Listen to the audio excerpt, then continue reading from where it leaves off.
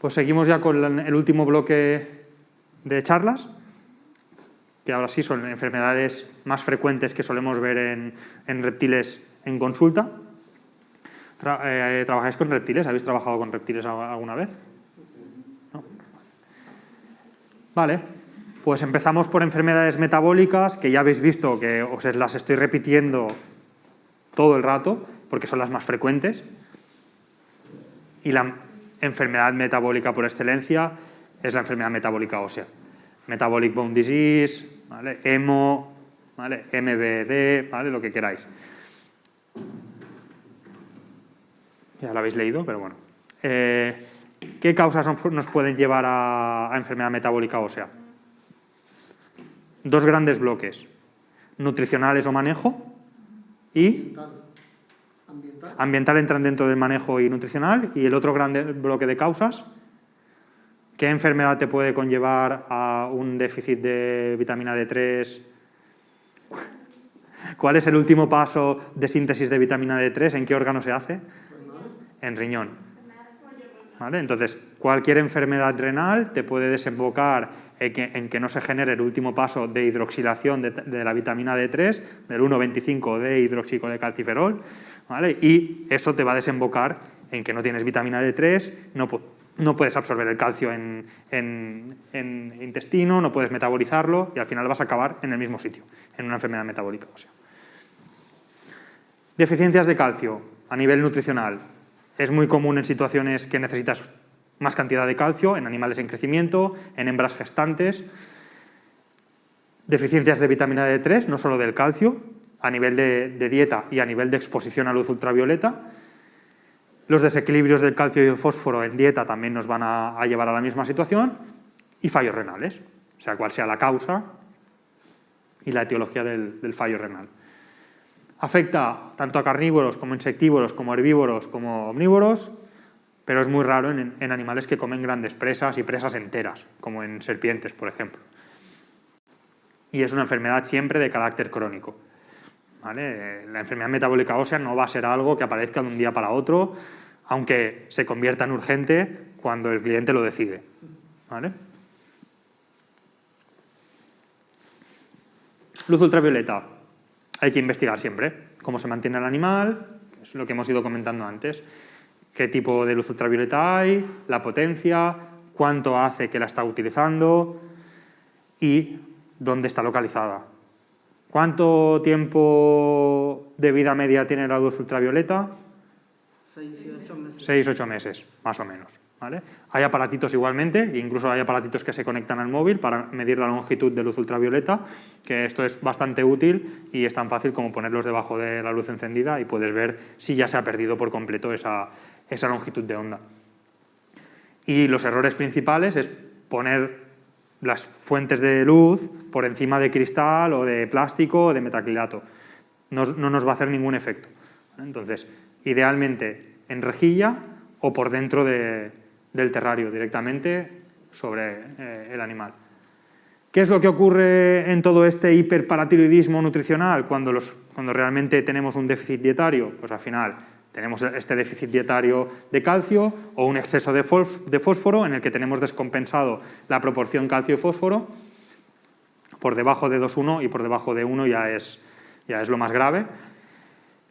En la ingesta, como os he dicho antes, tenemos que intentar idealmente que sea superior a 2,1, ¿vale? La proporción de calcio y fósforo, ya que el exceso de fósforo hace precipitar el calcio, pero el fósforo sigue absorbiéndose, con lo cual no nos va a llevar a una buena situación.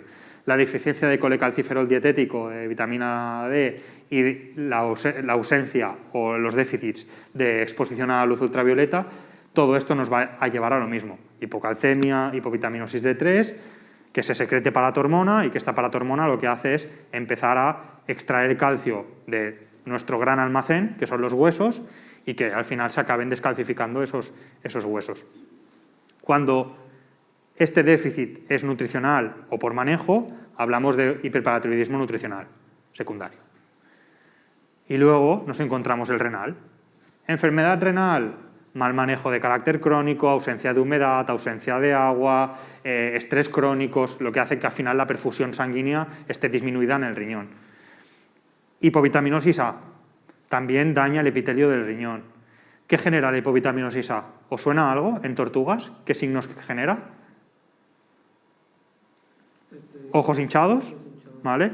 Porque se genera realmente un daño a nivel del epitelio ocular, ¿vale? De los párpados sobre todo. Entonces, lo mismo ocurre con el tejido del riñón, ¿vale? Esto lo comentaremos después también con la hipovitaminosis A. El exceso de proteínas, sobre todo de origen animal o proteínas de mala calidad, también te acaba generando que el riñón se dañe, o incluso una suplementación extra y realmente elevada de vitamina D3.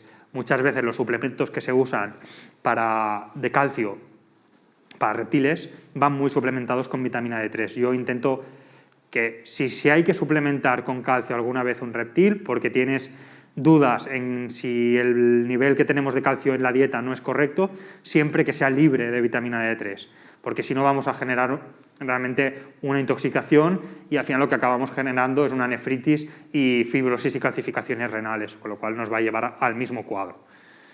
Todo esto conlleva una nefritis crónica y se inhibe la hidroxilación del 25-hidroxicolecalciferol, ¿vale? Entonces, todo esto nos va a llevar a lo mismo, hipovitaminosis D3, déficit de excreción del fósforo porque tenemos una insuficiencia renal y la hiperfosfatemia hace precipitar el calcio y que éste no se absorba.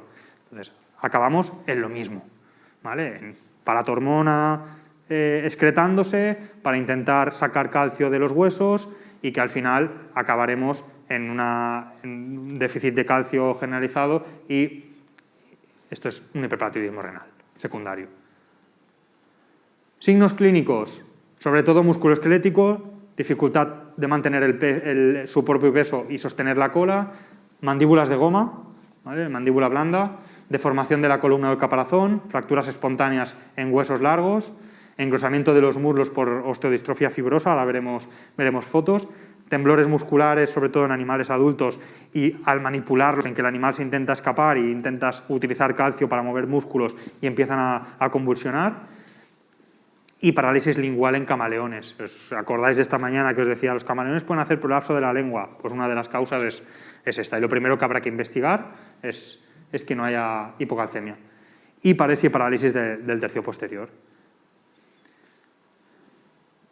Comparamos, ¿vale?, los muslos normales con toda esta inflamación por osteodistrofia fibrosa en las extremidades posteriores. Mandíbulas de goma, incluso a veces con estomatitis asociada,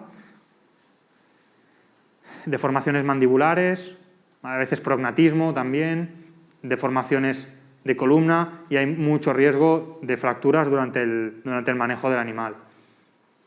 O simplemente si el animal baja de una rama y se va abajo del terrario, se fractura con mucha facilidad. Deformaciones de caparazón, piramidismo. Hay muchísimas causas de piramidismo, hablaremos ahora en un ratito, ¿vale? Pero comparando un caparazón normal con un caparazón con deformación se ve bastante fácil y esta es la radiografía que os enseñaba esta mañana.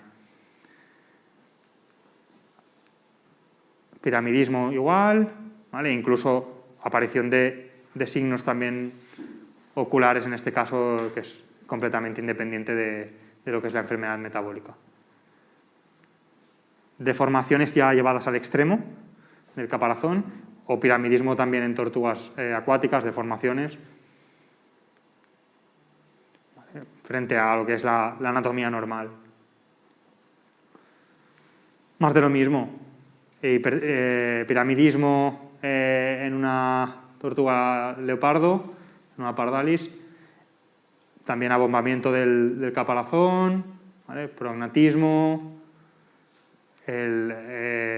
inflamación de los muslos por osteodistrofia fibrosa, deformación de la cola y este es un poquitín más leve, ¿vale?, que es un poquitín de alargamiento de la mandíbula. Otros síntomas, aparte de los propios ya de la hipocalcemia y de los signos esqueléticos, síntomas digestivos como ingestión de sustratos, litofagia, estreñimiento, prolapsos de colon, porque al final no tenemos una buena motilidad a nivel gastrointestinal. Síntomas reproductivos, sobre todo cuando van asociada a esta enfermedad metabólica, va asociada a gestación o a distocia, a desarrollo folicular, ¿vale? Entonces, vamos a encontrar animales en un estado de enfermedad metabólica ósea con folículos completamente parados, en éstasis folicular, o incluso en distocias postovulatorias, ya con huevos formados, que no pueden poner esos huevos porque no tienes calcio suficiente para que el útero se mueva y haga contracciones. Estos van a ser quirúrgicos, además de tratar la enfermedad metabólica y la hipocalcemia. Síntomas cardiorrespiratorios, como en cualquier hipocalcemia, pues puedes tener disnea y bradicardia, y síntomas cutáneos, ¿vale? Como la disectisis, la dificultad para mudar, que esta la veremos en cualquier enfermedad que nos genere problemas en los reptiles. El diagnóstico se basa en historia clínica, sobre todo del tipo de dieta, de iluminación, de ambiente, en los síntomas y en las lesiones, sobre todo de diagnóstico por imagen. A nivel de analítica, el calcio total puede estar normal o bajo. Y el calcio iónico, que es el importante que vamos a tener que investigar, en la gran mayoría de animales está normal, ¿vale? Porque al final la paratormona está compensando ese calcio disponible.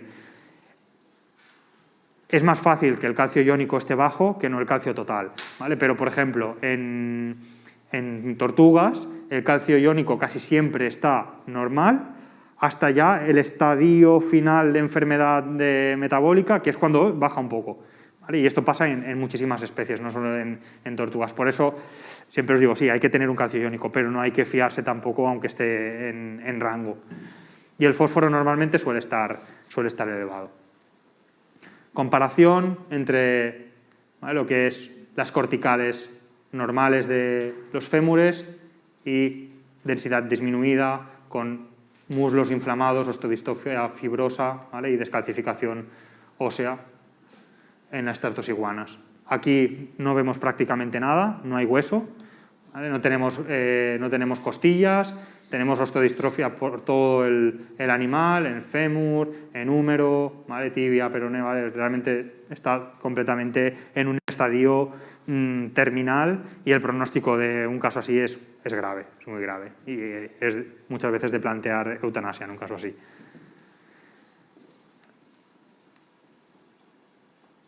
Folículos, ¿vale? Tenemos folículos, huevos en este caso, ¿vale?, que ya tienen una estructura ya bien formada, ¿vale? Y si nos fijamos, aquí no se ve muy bien porque está un poquitín borroso, pero ya estamos perdiendo un poco la densidad ósea. Y en este no se ve muy bien, pero hay deformación también de lo que son la tibia peroné, ¿vale?, y cúbito y radio también están un poco deformados, y pérdida de densidad de lo que son las falanges, ¿vale? Entonces, en este animal pueden haber problemas. A veces se ponen los huevos, o incluso se puede intentar ayudar con oxitocina, aunque en saurios no tiene muy buen efecto, pero se puede intentar como tratamiento conservador antes de decidir entrar a cirugía, ¿vale? Pero suelen tener problemas cuando ya vemos estos déficits de calcificación. Y como tratamiento es similar tanto en el hiperparatiroidismo nutricional como en el renal. Importante corregir todo el manejo, corregir la dieta, buena luz ultravioleta, hidratación, temperatura. Corregir el metabolismo del calcio con calcio vía inyectable. Si es un animal que está en tetania, que tiene convulsiones, pues nos tocará hacer vía inyectable, intramuscular, a estas dosis, ¿vale? O vía oral en animales que ya están estables y que requieren ya un tratamiento en casa de carácter ya más largo, más crónico. Vitamina D3, en el caso en que tengamos evidencias de que hay un déficit de vitamina D3, tenemos suplementos multivitamínicos que llevan vitamina D3, pero lo normal es, si es un animal que está suficientemente estable, la mejor vitamina D3 que podemos utilizar es la luz solar, la exposición a luz ultravioleta y mejorar la dieta, ¿vale?, para intentar evitar que no tengamos intoxicaciones por esta vitamina D3. La calcitonina normalmente no se suele usar, está en la bibliografía, pero hay muchísima discusión, y cuando se usa hay que controlar mucho la calcemia, ¿vale?, para que no se generen hipocalcemias. Y luego tenemos en los casos de hiperfosfatemia, de fósforo elevado, todo lo que son quelantes de fósforo, ¿vale? Todos vía oral, ¿vale? El que más se usa es el hidróxido de aluminio a 100 miligramos kilo una vez o 2 veces al día según el nivel de fósforo que tengamos en sangre. Cuando hay fracturas espontáneas, ponemos vendajes de inmovilización, nunca usar catéteres intraóseos y siempre bañitos, ¿vale? Bañitos tanto para hidratar como para facilitar que defequen, que orinen, ¿vale? Y que todo el intestino también se vaya moviendo porque estamos hipocalcémicos y el intestino se puede parar y pueden haber prolapsos también de cloaca. Con fracturas espontáneas, 1000 inventos también de vendajes, de inmovilización. Y esto puede estar así durante 1 mes, 2 meses, 3 meses, hasta que poco a poco las radiografías nos van dando una idea de si estos huesos se van calcificando y van generando callo, ¿vale? Y los bañitos para estimular la diuresis y que defequen.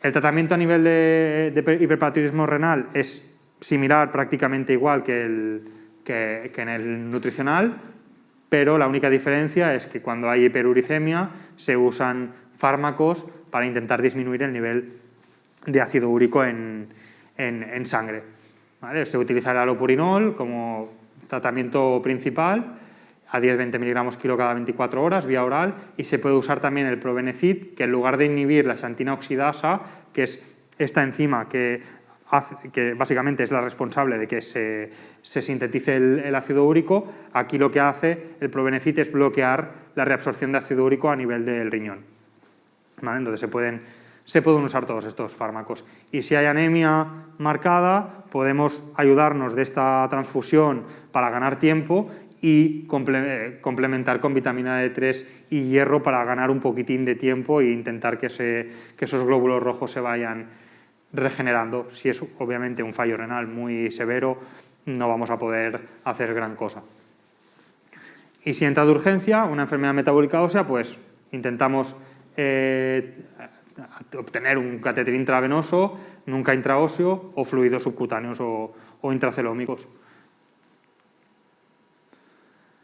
Distocias asociadas a enfermedad metabólica ósea con fracturas espontáneas y además pues, una distocia posovulatoria. Esto es quirúrgico y hay que luego tratar toda la enfermedad metabólica ósea que tenemos. Aparte de todo esto, siempre una buena alimentación, ¿vale? Alimentación forzada si es necesario, incluso en animales de difícil manejo, lo que hemos comentado, poner una sonda también es una buena opción. Y si luego se la tienen que llevar a casa y en general no tienen un buen manejo con el animal, pues es mucho más fácil. Si hay que poner calcio oral, ponerlo por la sonda también junto con la papilla y así ya el tratamiento es mucho más sencillo. Si se queda en el hospital sin hacerle la sonda, sí, y así en alimentación forzada, ¿cada cuánto se tiene que estar alimentando? Normalmente hacemos una vez al día. Sí. El compañero pregunta si se quedan en el hospital, cuántas veces, qué protocolo usamos para alimentarlas de forma artificial con sonda.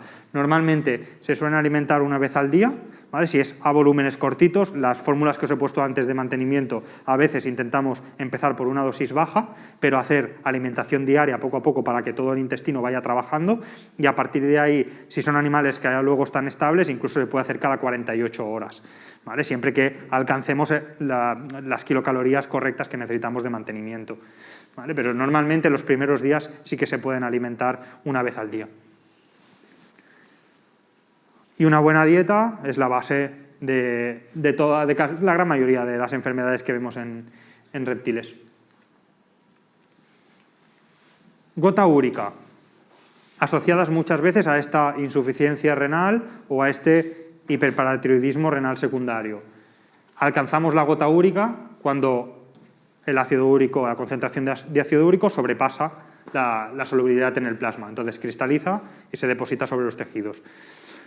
Cuando esto pasa de forma aguda, genera una gota visceral, se deposita en riñón, hígado, ¿vale? En todos los órganos, estos cristales, y cuando es crónica, entonces tenemos la gota úrica articular como la que hemos visto antes en las radiografías.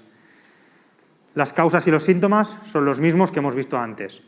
Hidratación, intoxicación por por vitamina D, incluso con antibióticos también que son nefrotóxicos también puede suceder, ¿vale? Entonces todo esto te conlleva al final a que haya inflamación en extremidades y hay lesiones nodulares con cristales de ácido úrico en el interior en articulaciones.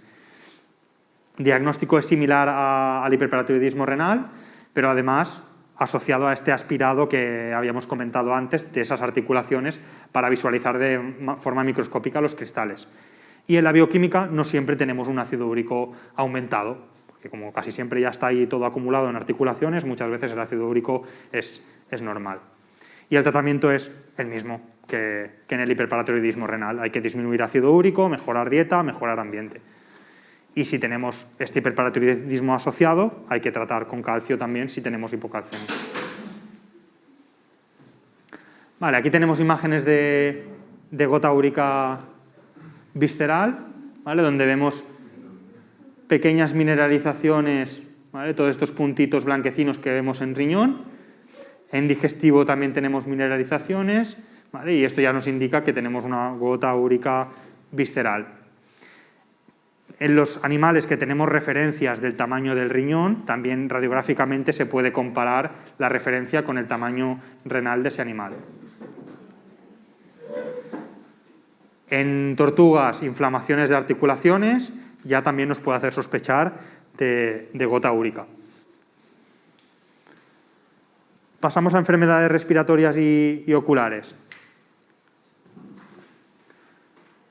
Hipovitaminosis A. ¿Por qué se produce la hipovitaminosis A? Básicamente por dieta, ¿vale? Una dieta que no sea correcta. Habíamos comentado esta mañana que las tortugas acuáticas alimentadas básicamente a base de gánmarus o a base de embutidos o únicamente de pienso, que en teoría es específico para tortugas, la gran mayoría acaban con hipovitaminosis A. Tortugas terrestres también ocurre, alimentadas a base de lechuga y tomate, que es una dieta poco equilibrada. Y en lagartos de reducido tamaño y anfibios también puede ocurrir, ¿vale? Básicamente por dietas ricas en proteína animal y pobres en betacarotenos. La lesión que provoca todo esto es una metaplasia escamosa de los epitelios, tanto de epitelios oculares como cualquier otro epitelio que pueda ser susceptible de aparecer esta lesión, como en la piel, en los tejidos oculorrespiratorios, en orales y gastrointestinales y genitourinario. Por eso, en la insuficiencia renal hablábamos de una hipovitaminosis A que provocaba este fallo renal, ¿vale? Porque hay un cambio de estructura en el epitelio del riñón. ¿Cuál es la patogenia de la hipovitaminosis A? Pues dietas poco equilibradas, que acaban deficientes en vitamina A, acaban provocando esta metaplasia escamosa. Todo esto afecta a diferentes epitelios, al final se obstruyen los conductos de la glándula lacrimal, de Harder, se pierde la arquitectura celular de externamente los ojos, que es el primer signo clínico que vemos de los párpados, ¿vale? Y aparece blefaroedema, blefaroconjuntivitis, pérdida de lubricación mucosa a nivel ocular, pero pueden aparecer también neumonías, fallos renales, infecciones secundarias en general. Por eso no solo hay que observar los ojos, que es el primer signo clínico que vemos externamente, sino que deberíamos hacer un chequeo analítico para ver que no hayan otros órganos afectados. Si es una hipovitaminosis muy inicial, normalmente afecta únicamente a epitelio ocular, ¿vale? Pero si ya es una hipovitaminosis que lleva bastante tiempo, entonces sí que podemos tener otros órganos afectados, ¿vale? Y estas son imágenes típicas, ¿vale? De blefaroedema, blefaritis, abscesos corneales por infecciones secundarias, abscesos aurales también por hipovitaminosis A, también asociada a blefaritis y a blefaroedema. Los abscesos auriculares y aurales casi siempre son quirúrgicos, ¿vale? Siempre lo son. Pensar que el pus de los reptiles es gaseoso, ¿vale? No es líquido, entonces no vamos a poder tratar con antibióticos porque no va a hacer ningún efecto. Obviamente hay que tratar con antibióticos, pero una vez retirado todo el material y habiendo hecho un cultivo de esa secreción. Y dentro del diagnóstico diferencial que vamos a tener del primer signo clínico que veremos en la hipovitaminosis, que es el blefaroedema y la blefaroconjuntivitis, hay diferentes cosas que nos pueden provocar esto, aparte de la hipovitaminosis. Problemas infecciosos, bacterianos como micoplasma, víricos, como herpesvirus, picornavirus o incluso ranavirus, problemas fúngicos, parasitarios, también traumatismos y cuerpos extraños en todo lo que es el globo ocular, ¿vale? En conjuntiva, en tercer párpado. El diagnóstico se hace en base a la historia clínica, sobre todo comentando la dieta con el propietario, en base a los síntomas, si tenemos síntomas oculares, respiratorios, renales o problemas de piel, o incluso un combo de todos estos signos.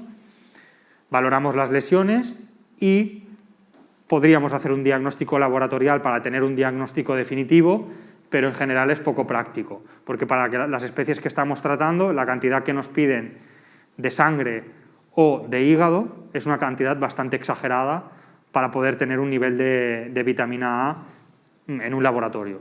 Entonces, prácticamente nunca se puede hacer, porque estamos hablando de mililitros y mililitros de sangre que necesitan para poder medir la vitamina A. Entonces, la única forma que nos queda es ver la respuesta al tratamiento, hacer analíticas de sangre, esto sí, para ver que no hayan órganos afectados y sobre todo por las razones que ahora comentaremos también.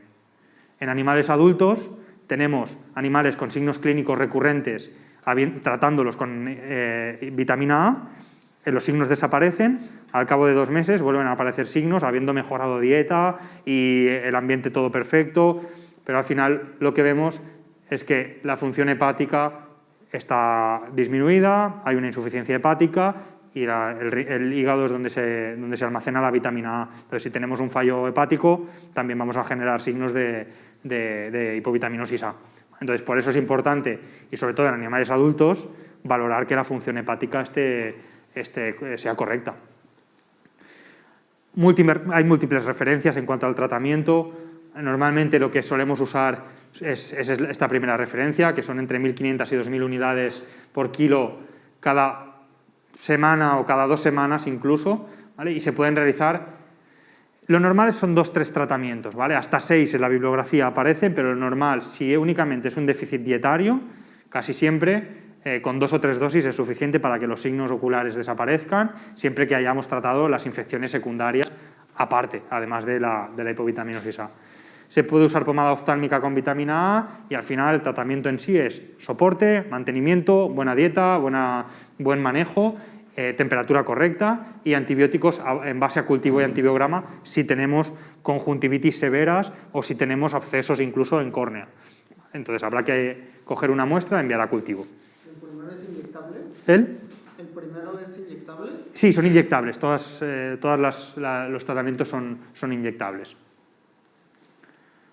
¿Vale? Y sobre todo la toxicidad, ¿vale? Importante, dosis mayores de 20.000 unidades por kilo semanales generan signos de hipervitaminosis, generan dermatitis, ¿vale? Enrojecimiento en la piel, entonces esto hay que tenerlo controlado.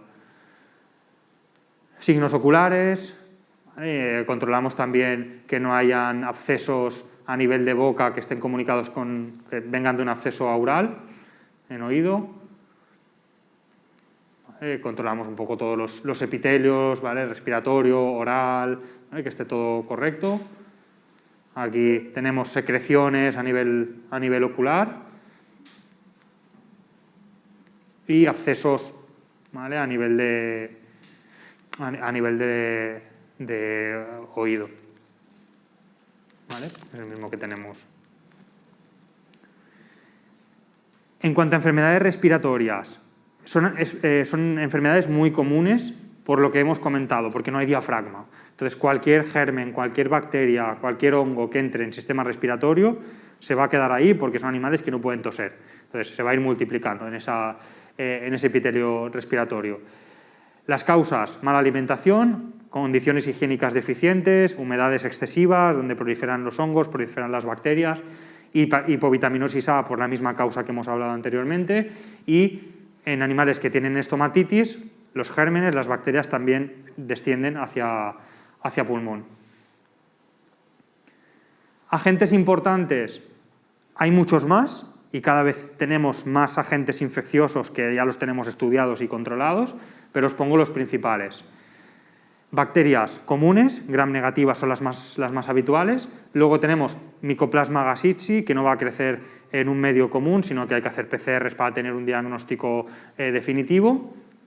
Causas víricas en serpientes para mixovirus, herpesvirus, nidovirus, reovirus, arenavirus. Hay muchísimos virus que pueden afectar al sistema respiratorio y que lo recomendable es que cuando se adquiere una serpiente nueva que va a entrar a una colección es que se haga una cuarentena y se hagan PCRs, porque muchas de estas serpientes son portadoras, no te van a generar ningún signo clínico hasta que al cabo de 2 años tienes una colección completamente infectada. Y la gran mayoría de estos virus son de eutanasia, porque son animales que fallecen y no hay tratamiento antivírico, ¿vale?, contra la gran mayoría de virus de los que estamos hablando.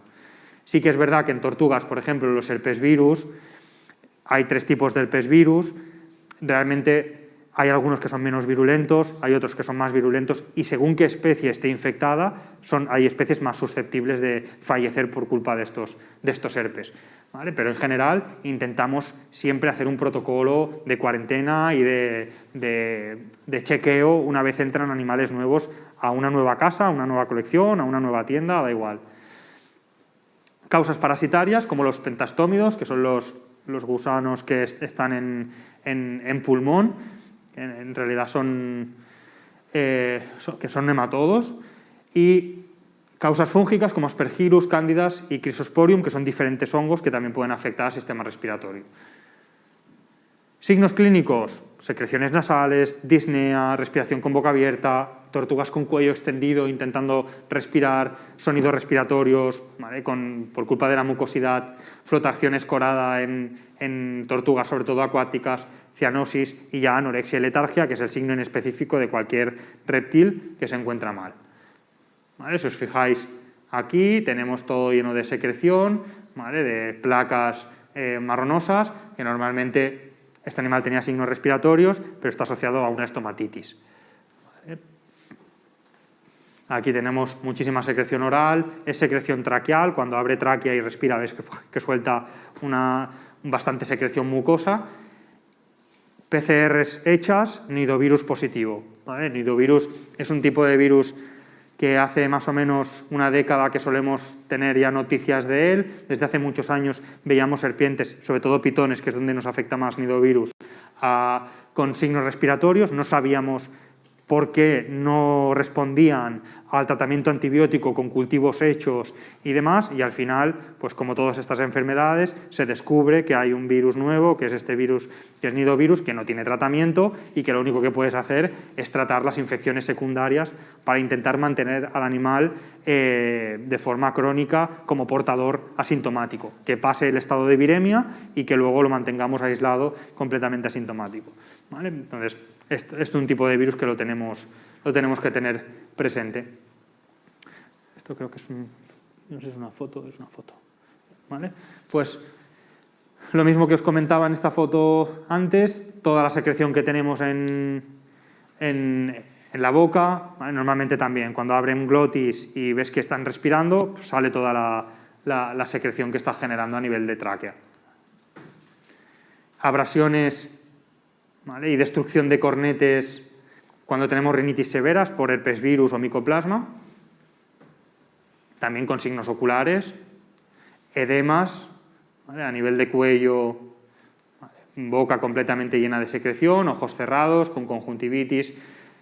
Tortuga rusa, ¿vale?, Agroniemis osfieldi, es tortuga predispuesta a tener todos los problemas infecciosos que os podáis imaginar. Portadores de micoplasma, portadores de herpesvirus, de picornavirus. Entonces, cuando se adquiere una tortuga de esta especie, intentamos siempre recomendar al propietario que antes de introducirla en casa testee estas PCRs. Ya los laboratorios hoy en día nos hacen perfiles completos donde te miran casi todos los virus de los que pueden ser portadores. O sea que es muy práctico y solo con un hisopo oral ya te lo miran todo. Más signos respiratorios. A ver si esto creo que es un vídeo. Sí. Hundimos la tortuga, flota. ¿Vale? Aquí hay algún pulmón que no está funcionando del todo bien. ¿Vale? Nadar de forma escorada, y aquí lo que vemos es un pulmón completamente hemorrágico y aquí aún queda una parte sana del pulmón derecho. ¿vale? Pero esto lo que hace es que el pulmón derecho intente compensar el volumen respiratorio frente al pulmón izquierdo que está completamente colapsado, y esto hace que al final el animal flote y no tenga una buena notación al final. Diagnóstico en base a historia, síntomas y radiografías, como hemos visto en el apartado de imagen, y hay que diferenciar siempre con radiografía si es un proceso de vías respiratorias altas o es un proceso de vías respiratorias bajas. Normalmente los herpesvirus y los micoplasmas y toda esta serie de virus que os he comentado casi siempre empiezan por signos de vías respiratorias altas. Si la enfermedad persiste a lo largo del tiempo, siempre puede haber un descenso de gérmenes, sobre todo infecciones secundarias bacterianas que desciendan a pulmón y generen una neumonía. Diagnóstico, pruebas diagnósticos que solemos realizar con neumonías y procesos respiratorios, cultivos, lavados traqueales y PCRs, sobre todo para temas víricos y para micoplasma. Radiografías nos ayudan mucho para ver sobre todo qué pulmón es el que está afectado. En este caso ya vemos que el izquierdo está completamente colapsado y en esta zona también vemos que el izquierdo está completamente lleno de contenido y el derecho pues intentando compensar completamente extendido el izquierdo. Y aparte, como hallazgo, pues tenemos estos huevos.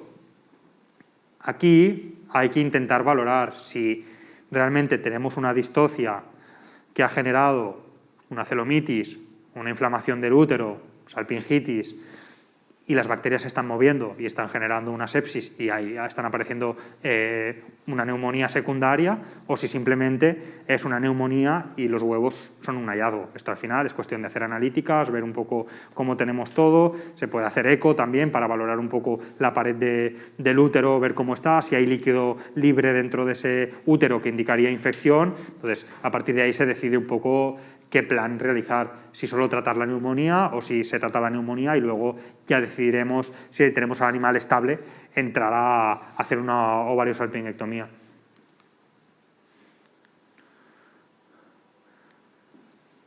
Más pulmones, ¿vale? Pulmón colapsado, ¿vale? Con toda esta parte del pulmón colapsado lleno de contenido, y pulmón sano. ¿Vale? Y a la hora de hacer lavados pulmonares, igual que en la intubación, pues lo mismo, podemos poner una sonda de orina, por ejemplo, ¿vale? E instaurar un poquitín de suero, ¿vale? La cantidad de suero son 0,5 mililitros por cada 100 gramos de animal, ¿vale? Entonces podemos instilar un poquito de suero y luego recuperar. El volumen que vamos a recuperar es muy pequeño, ¿vale? Porque al final tenemos sacos aéreos y al final a veces sobre todo en serpientes el fluido se va hacia saco aéreo y consigue recuperar muy poco, ¿vale? Pero bueno, es suficiente para hacer PCRs, hacer cultivos que nos van a dar también información. Tratamiento, corrección de ambiente, que suele ser la causa principal de muchas neumonías. Tratamiento de soporte, fluidos, alimentación asistida, y en función de la etiología, pues antibióticos en función de cultivo y antibiograma. Muchas veces solo podremos tratar con antibióticos porque hay muchos virus que no vamos a poder tratarlos, entonces vamos a tratar la infección secundaria provocada por las bacterias.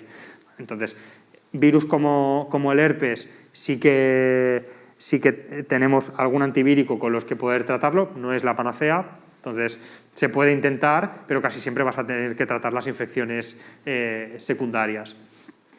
Se puede usar aciclovir, por ejemplo, o ganciclovir.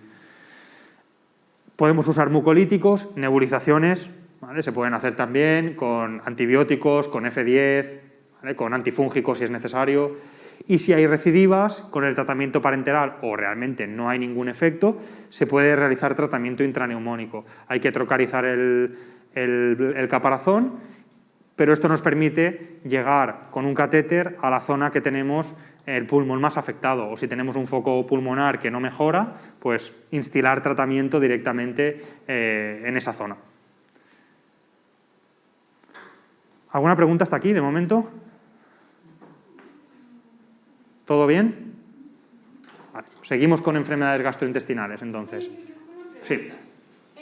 En la primera enfermedad que vimos de los quelantes de fósforo, ¿sí? Acá, bueno, no sé si ustedes de pronto usan Sevelamer también.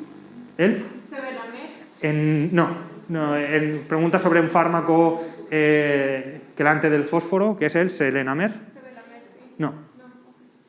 ¿Dónde lo usáis normalmente? O sea, nosotros lo usamos, bueno, en Ecuador. Sí, En Ecuador. Aquí desconozco si incluso si se comercializa este tipo de fármaco. Normalmente, ya os digo, el que más fácil podemos conseguir, y de hecho que se utiliza también en perros y gatos, es el hidróxido de aluminio, que al final tenemos marcas comerciales que también lo comercializan. Enfermedades frecuentes gastrointestinales. La más frecuente, estomatitis. Como siempre, por males manejos, malas dietas, ¿vale? Aquí ya no me voy a repetir más, y la etiología puede ser muy extensa, ¿vale? Problemas bacterianos, víricos, fúngicos, y las causas de todo este mal manejo, incluso secundarios a una enfermedad metabólica ósea, hipovitaminosis A y C, ¿vale? Inmunosupresión por cualquier causa, animales que conviven con perros y están molestados por perros continuamente, niños pequeños cogiendo al lagarto a cada 2×3, ¿vale? Pues todo esto al final desemboca en infecciones secundarias. Signos clínicos muy visuales, ¿vale? Úlceras, exudados orales en cavidad oral, anorexia y pérdida de peso, salivación, disfagia, regurgitaciones, pérdida de dientes por toda la necrosis que genera la estomatitis, y se puede extender a otros órganos, incluso a generar una septicemia. Por eso, en cuanto vemos estos signos, hay que empezar a desinfectar la boca, hacer cultivos de esa secreción, tratar con antibióticos en base al cultivo, ¿vale? Porque si no se nos puede descontrolar. ¿Vale? Más lesiones, ¿vale? Con secreción purulenta, placas en encía, más secreción, placas necróticas. Aquí tenemos más plaquitas de esta iguana, también con signos oculares, con conjuntivitis. Pérdida de dientes por culpa de la estomatitis.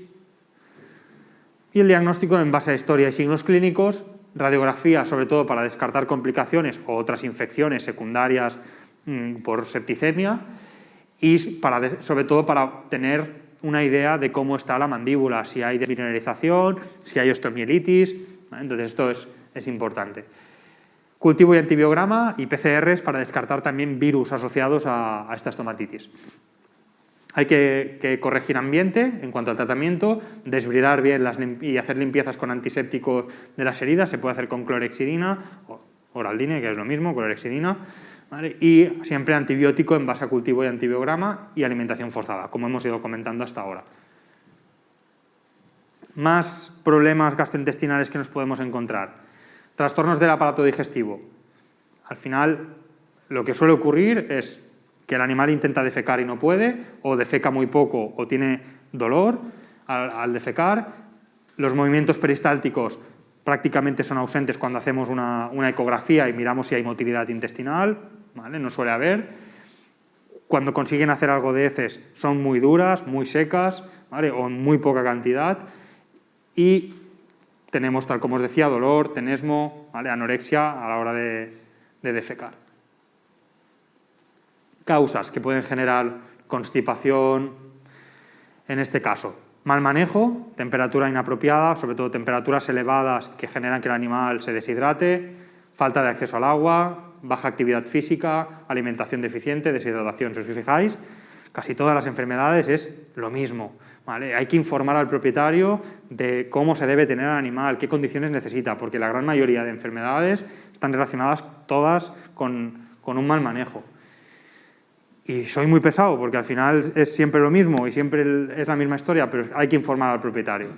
Enfermedades gastrointestinales, ¿vale? También puede desembocar en constipación, como parásitos, obstrucciones físicas por una intosucepción, cuerpos extraños o incluso inflamaciones en cloaca. En animales, por ejemplo, que han puesto huevos, la cloaca también puede estar inflamada y también puede generar que el animal no pueda defecar y que al final acabe en un estreñimiento, en una constipación. Otras causas fuera del sistema gastrointestinal, enfermedades renales, sobre todo en algunos animales, si el riñón aumenta de tamaño, el canal pélvico, el espacio del canal pélvico se estrecha, porque el riñón está en el canal pélvico. Entonces, no vamos a poder defecar porque ese espacio está ocupado por los riñones. Si hay urolitos, nos pasa lo mismo. Si hay huevos en esa zona, atascados en canal pélvico, por ejemplo, nos va a pasar lo mismo, o abscesos, o cualquier masa, ¿vale? Y muchas veces anatómicamente, sobre todo cuando ocurre una enfermedad metabólica de base, se puede deformar el caparazón y que el canal pélvico se cierre. Aquí el tratamiento es quirúrgico y es con una sierrita reseccionar esa zona, ¿vale? Porque al final acabamos con problemas a la hora de defecar porque la cloaca no tiene una buena abertura. Diagnóstico, pruebas de imagen, ya hemos visto algunas antes, pero básicamente lo que nos va a generar toda esta impactación de heces o de material es que se genere una obstrucción, por eso vemos gas en todo el tracto gastrointestinal a nivel craneal de lo que es la constipación en sí. Ecografía también se puede hacer y análisis para descartar otro tipo de enfermedades que puedan estar generando pérdida de líquidos y que al final el animal se deshidrate pues, como consecuencia de una insuficiencia renal, por ejemplo.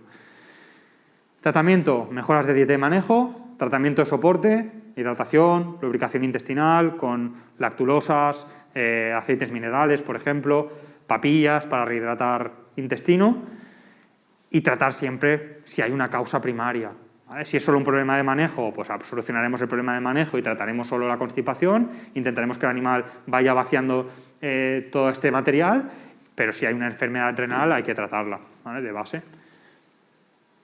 Los parásitos son muy frecuentes en el tracto gastrointestinal de reptiles, ya lo hemos comentado en el tema de los coprológicos.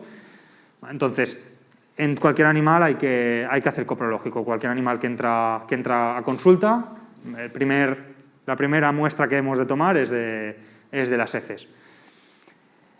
En cautividad, el problema que tenemos es que se rompe un poco ese equilibrio. En libertad tenemos animales parasitados que no generan ningún problema, pero en cautividad, por culpa de ese estrés, esa mala alimentación, los parásitos empiezan a reproducirse más de la cuenta y las cargas parasitarias son mucho más elevadas. Entonces esto nos va a dificultar, también nos va a generar problemas a nivel de enteritis, incluso en los peores casos perforaciones a nivel intestinal cuando tienes un amasijo de gusanos intestinales que al final acaban perforando, lesionando el intestino y perforándolo.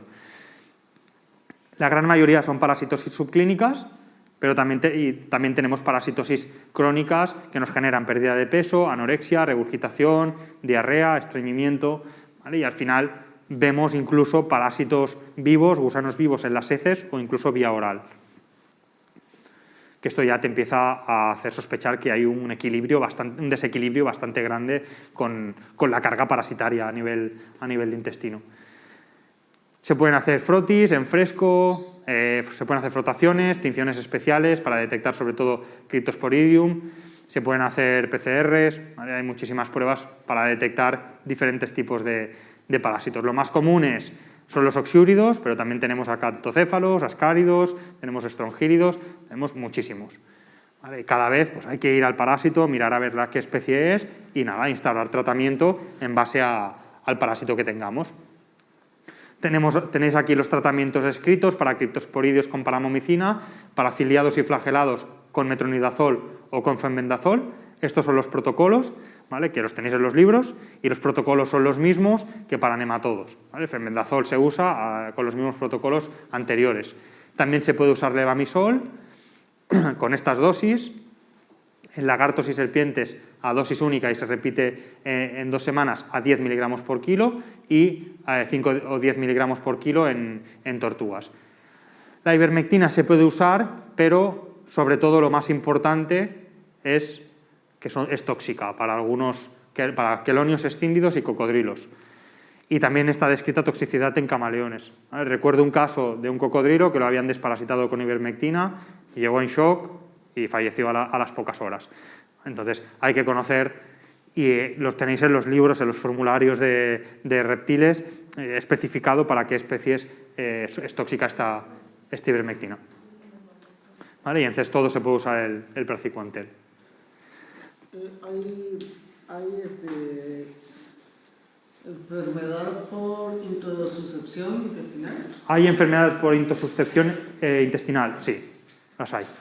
Y hay que diagnosticarlas por ecografía o por TAC y entrar a cirugía. Y normalmente requieren enterectomía y normalmente suelen ir bien, pero sí que pueden haber complicaciones, igual que si fuera un perro o un gato, ¿vale? Pero sí, es algo que es frecuente. Es frecuente. Enfermedades de piel. Os comentaba antes así brevemente que la ecdisis es la muda normal, ¿vale? Es la muda fisiológica. La frecuencia depende de la especie, sobre todo en la frecuencia y el tipo de muda, ¿vale? En especies, por ejemplo, como en serpientes, se muda toda la piel entera, en tortugas y lagartos se muda a trozos y las tortugas acuáticas únicamente mudan las escamas del caparazón. La piel también salta, también la mudan, ¿vale? Pero en tortugas terrestres no hay muda de las placas dérmicas, ¿vale? Entonces no veréis descamación a nivel del caparazón ni del plastrón. En acuáticas sí.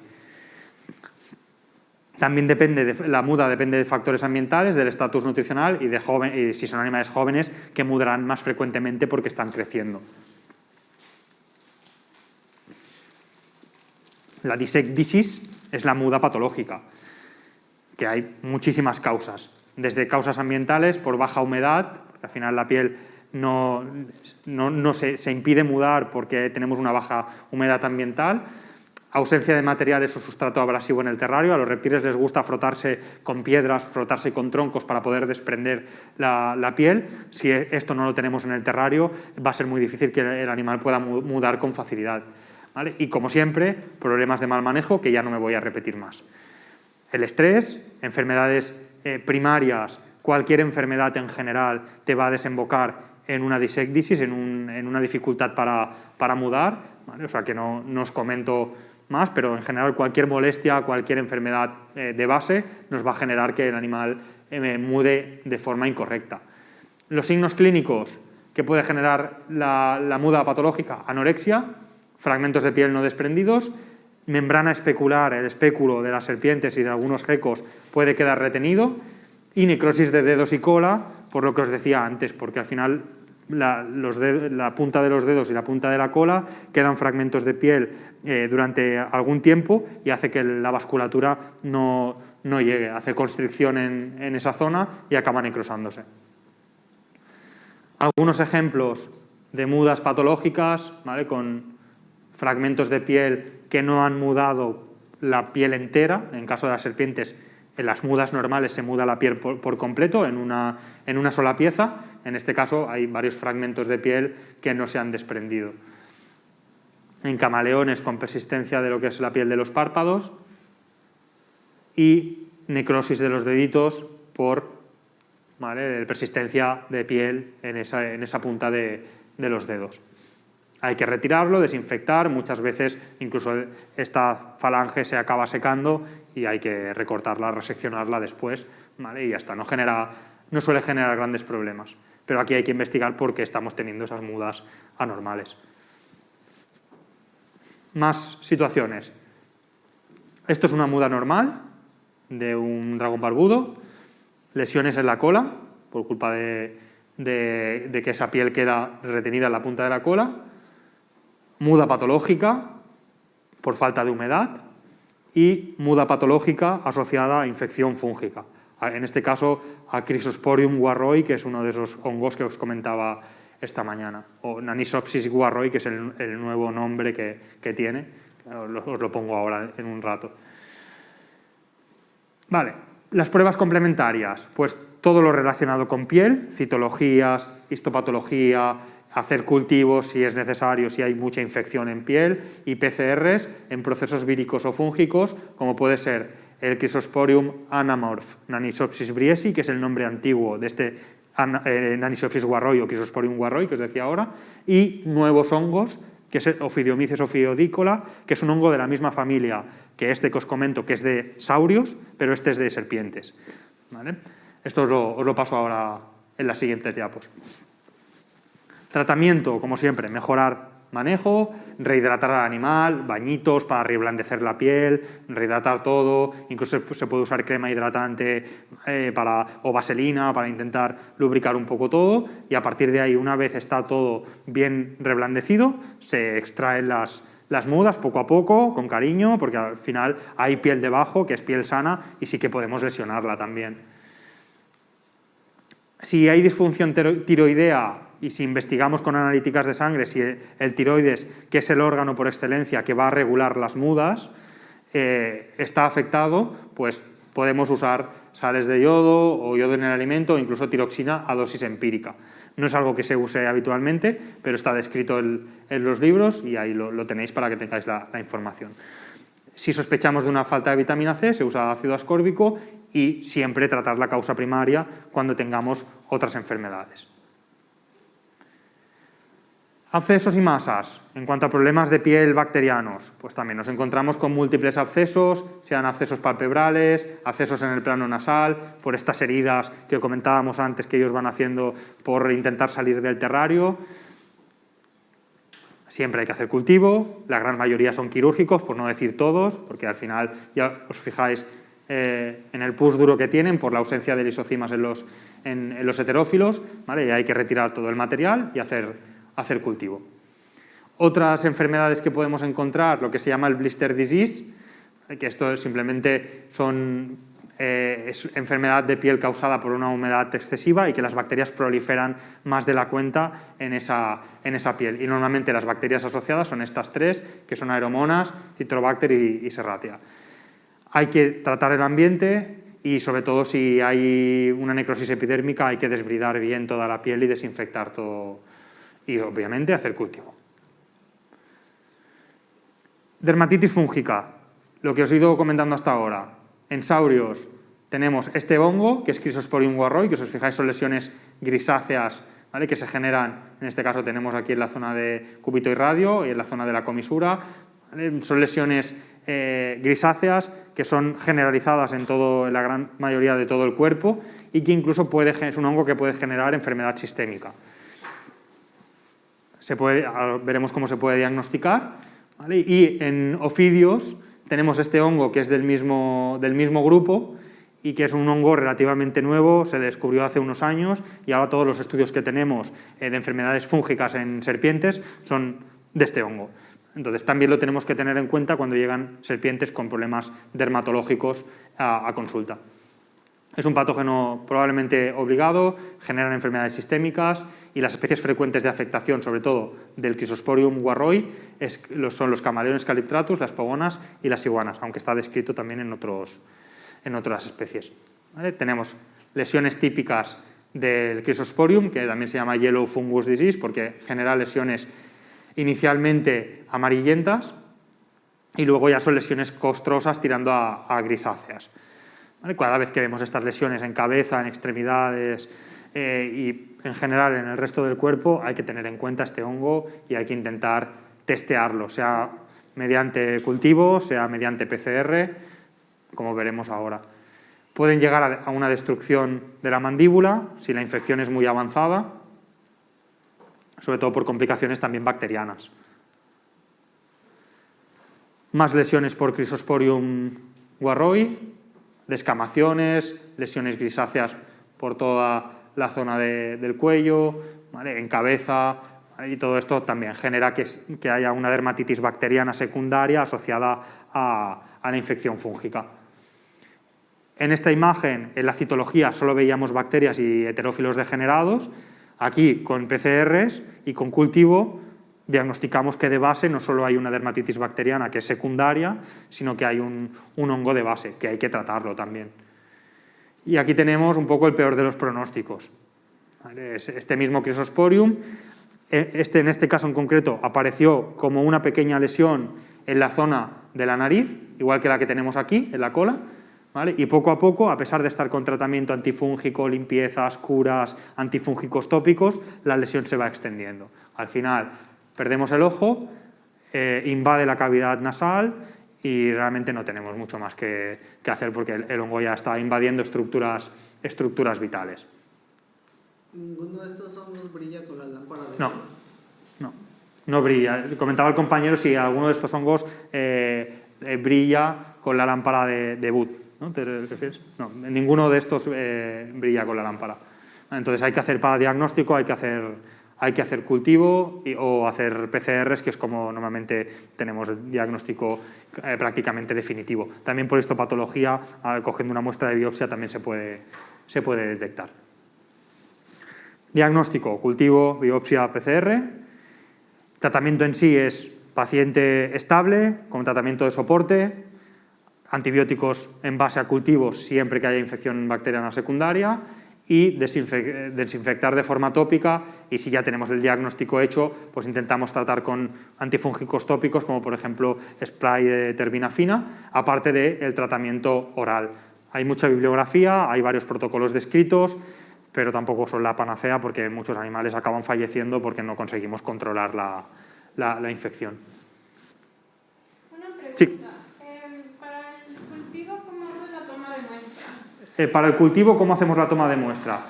Lo puedes hacer de las costras. ¿Vale? Lo puedes hacer de las costras, y si tienes un hisopo, coges la costra, la pones en un frasco estéril, y si puedes, incluso puedes coger para el cultivo fúngico, ¿vale? Las costras. Para el cultivo bacteriano, levantas la costra, una vez ya la tienes para el cultivo fúngico, pasas un hisopo estéril y lo metes en medio del cultivo para cultivo bacteriano. Porque al final las bacterias las vas a tener en la lesión fresca, debajo de la costra. Micosis en quelonios, ¿vale? Enfermedades fúngicas, del caparazón sobre todo. Se producen por mal manejo, por traumatismos, por parásitos. Son muy raras en animales salvajes, porque casi siempre en animales salvajes el manejo que tienen es correcto, ¿vale? Y los signos clínicos en general son áreas decoloradas o blanquecinas, grisáceas o marrones en el caparazón. Incluso se llegan a desprender o a necrosar escamas y placas óseas. Hay algunas lesiones en tortugas acuáticas que son lesiones algodonosas, que es por este hongo que es saprolegnia. Normalmente cuando hay estas despigmentaciones, lo que está causando la infección normalmente es Fusarium, ¿vale? El hongo Fusarium. Signos clínicos, el diagnóstico en base a signos clínicos, citologías, cultivos fúngicos y histopatología, ¿vale? Igual que casi en cualquier enfermedad de piel o de caparazón. El tratamiento, mejorar, como siempre, el ambiente y la dieta. Desinfectamos con antisépticos y tratamientos tópicos, sea con clorhexidina, con soluciones yodadas, y en tortugas acuáticas intentamos eliminar toda la suciedad y todas las algas del caparazón, y se pueden tratar también con antifúngicos tópicos, sean terbinafina, miconazol. Si la infección es muy severa o realmente está generando ya un daño en la placa ósea del caparazón, usamos antifúngicos sistémicos orales, ¿vale? Ketoconazol, itraconazol o griseofulvina. Si no, normalmente con antifúngicos tópicos es suficiente para hacer tratamiento. Tenemos también algunas lesiones fúngicas en tortugas de caparazón blando, y muchas veces estas lesiones fúngicas van asociadas también a infecciones bacterianas en estas especies. Otra enfermedad que solemos ver también de forma frecuente en tortugas de agua, el famoso SCUT, ¿vale? Enfermedad cutánea ulcerativa septicémica. Inicialmente se pensaba que el único causante era esta bacteria, Citrobacter freundi, pero a lo largo del tiempo se ha visto que al final, más que una enfermedad, es un síndrome que está causado por muchísimas cosas, por hacinamiento, sobre todo falta de higiene, mal manejo, y que cualquier bacteria puede generar la infección. El problema es que suelen generar lesiones bastante severas y por eso acabamos en estados sépticos. Los signos clínicos básicamente son úlceras, sobre todo en extremidades, en cabeza, extremidades y cola, extremidades del cuerpo, quería decir. Y los signos son úlceras, caídas de escamas, enrojecimiento del plastrón, del caparazón del cuello y también, como os decía, en zonas distales. Multifactorial, ¿vale? Cualquier cosa nos puede generar un SCUT. Hacinamiento, mala calidad del agua, abrasiones, disecdisis, baja temperatura, lesiones previas en esa piel que ya esté predispuestas a que la barrera de protección se pierda y las bacterias puedan colonizar esa zona. ¿Vale? Esto genera primero una infección primaria y luego que aparezcan patógenos oportunistas. A veces hay una lesión fúngica primaria y aparece luego la bacteriana, o al revés. ¿Vale? Y al final acabamos en un estado de SCUT y de dermatopatía septicémica, que es como también se conoce así de forma coloquial. Si os fijáis en esta imagen, todos los surcos de destrucción de las placas dérmicas, ¿vale? Ahí son cicatrices de una dermatopatía septicémica una vez ya tratado. Las pruebas diagnósticas que realizamos son analítica sanguínea para poder valorar si estamos en un estado séptico, cultivo y antibiograma, y citología y histopatología. Y el tratamiento, igual que veíamos antes en los hongos, pues podemos hacer baños antisépticos con yodo al 10% y antibióticos en base a cultivo y antibiograma. En este caso, para hacer los cultivos, podemos con un bisturí reseccionar la zona de las lesiones y guardar ese material para cultivar. Aquí tenemos cicatrices ya, es donde teníamos una gran costra de esta enfermedad, de esta dermatopatía. Ahí ya está prácticamente cicatrizado y esto requiere muchísimo tiempo, estamos hablando de semanas y meses de cicatrización y de hacer baños y de hacer tratamiento. Más cosas, cuando tenemos un SCUT, ¿por qué el caparazón se pone de color rosado? Normalmente es cuando hay un estado septicémico, el plastrón de las tortugas cambia de color y se pone rosado, ¿vale? Esto ya nos puede dar una idea de que empezamos a entrar en un estado séptico. También, dentro del diferencial de este enrojecimiento del plastrón, tendríamos dermatitis comunes y osteomielitis de las placas óseas del plastrón. Pero una vez tenemos los signos de infección a nivel de dermatopatía septicémica con las úlceras y además el plastrón enrojecido, esto ya nos puede dar una pista de que empezamos a estar sépticos. Y si ya analíticamente lo confirmamos, ya mejor que mejor. Otras enfermedades dermatológicas, dermatitis parasitarias, por garrapatas, por ácaros, como Pheonisus natricis, que es el ácaro de las serpientes, y también podemos tener miasis. Luego tenemos el ácaro rojo, que si los vemos hay que tratarlos, ¿vale? Antiparasitarios, siempre vigilando que no sean antiparasitarios tóxicos para ellos, y ya está. Y sobre todo... ¿Se pueden utilizar las isoxalocinas de gato? Comenta el compañero si se pueden utilizar pipetas, ¿no? Las pipetas comunes que se suelen utilizar en gatos. Depende de la especie, sí que se pueden usar.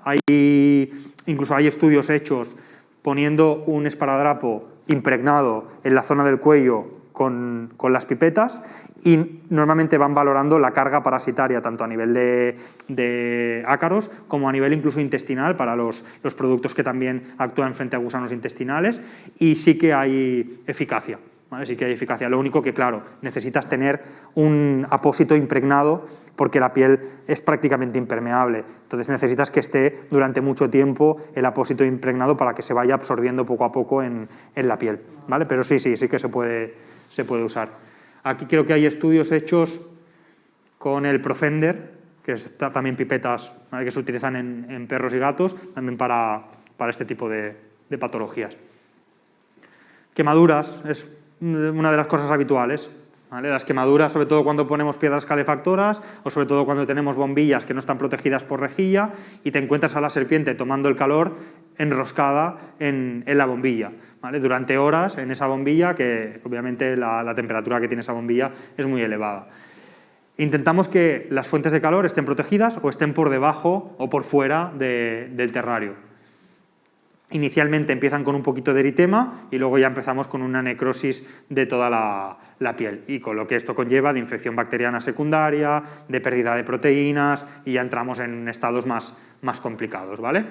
Ahí tenemos toda la lesión dermatológica, toda la quemadura, todas las placas necróticas. Todo esto hay que irlo desbridando, hay que hacer incluso vendajes húmedos con apósitos, con asquina, con sulfadiacina argéntica, con silvederma, por ejemplo, ¿vale? Y colocar apósitos. Una vez has puesto la crema, pues colocar un apósito. Hay gente que incluso le pone papel de film, de bocadillos, para que quede todo bien recubierto, ¿vale? Y irlo cambiando cada día, cada 2 días, en función del tipo de lesión que tenemos.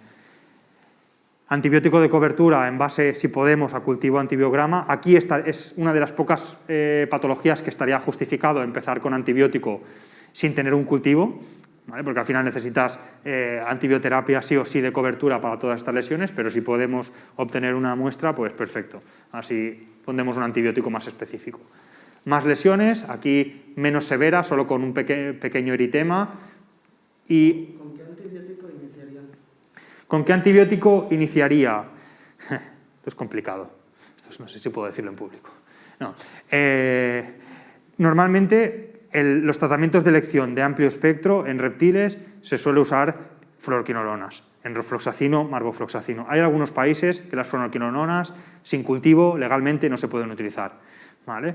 Por las resistencias. Entonces, normalmente los que solemos utilizar de rutina son fluoroquinolonas. Si luego ya tienes un cultivo hecho, puedes seguir con fluoroquinolonas. Si no, el que solemos usar de amplio espectro y además de tercera generación es ceftazidima, es una cefalosporina de tercera generación. Nos va muy bien, no solo por el amplio espectro que tiene, sino porque se puede inyectar cada 3 días. ¿Vale? Entonces, el compañero preguntaba por los tipos de antibióticos que usamos de cobertura con este tipo de patologías. Entonces intentamos hacer esto, ¿vale? Si no tenemos más remedio que empezar ya con tratamiento, está justificado en estos casos. Entonces empezamos con tratamiento y si luego las lesiones se extienden mucho, pues ya cogemos un hisopo, lo enviamos y decidimos cómo seguir después. Más lesiones, aquí estaría justificadísimo empezar con antibiótico. Al final el riesgo que tenemos es que tengamos una sepsis después, ¿vale? Si no empezamos con tratamiento de antibiótico ya intensivo. Más lesiones. Y luego ya pasamos a otras, a cómo corregir todas estas lesiones. Hay que corregir la causa, aislar bien todo lo que son las lámparas de calor, las esterillas, no usar nunca piedras calefactoras, antibióticos sistémicos como comentábamos. Se pueden usar pomadas antibióticas o antisépticas cicatrizantes como es la silvederma, que es sulfadiacina argéntica, y realizar lavados con clorhexidina o con yodo. ¿Y se les quita la fuente de calor algunos días? ¿Se les quita la fuente de calor algunos días? No. Lo importante es que tengan una temperatura óptima, pero obviamente que no se estén quemando, porque si no al final vamos a tener más problemas todavía, pero no es necesario ni es correcto tampoco, porque al final estás haciendo un tratamiento que requiere una cicatrización, que requiere una metabolización de fármacos y no puedes bajar temperatura a temperaturas que no sean las ideales para el animal. Obviamente no lo vas a mantener a 35 grados o 40 grados, que es probablemente la temperatura que se han quemado, a más de 40 grados, ¿vale? Pero sí que hay que mantener 26, 28 grados más o menos, que es de forma genérica la temperatura correcta, ¿vale? Para que al menos puedas metabolizar y cicatrizar bien. Y esto es una de las urgencias que son reales en reptiles, una de las pocas, que son los traumatismos de caparazón. Sea caída de edificios, caída de balcón, que es lo más frecuente, las tortugas paracaidistas al final, mordeduras de perros, por ratas, otros roedores, incluso accidentes. Lo que vemos también en tortugas que viven en jardín es podadora de césped. Se pasa la podadora por encima y se secciona parte del caparazón. Que os pondré alguna imagen. Protocolo de urgencia. ¿Reparamos el caparazón nada más llegar? No es necesario. Al final, la reparación del caparazón no es urgente. Lo que es urgente es desinfectar la herida, restablecer la volemia si hemos perdido sangre, fluidos, antibióticos de cobertura y analgesia, muy importante. ¿Analgesia con butorfanol? No, con tramadol, con morfina. Podemos usar AINES también si no hemos perdido mucha sangre o si las lesiones no son muy aparatosas, para no generar problemas a nivel de riñón. Antibioterapia en función de la gravedad. Aquí también está justificado, sin cultivo, empezar con antibióticos de cobertura, incluso con combinaciones de fluoroquinolona y cefalosporina de tercera generación.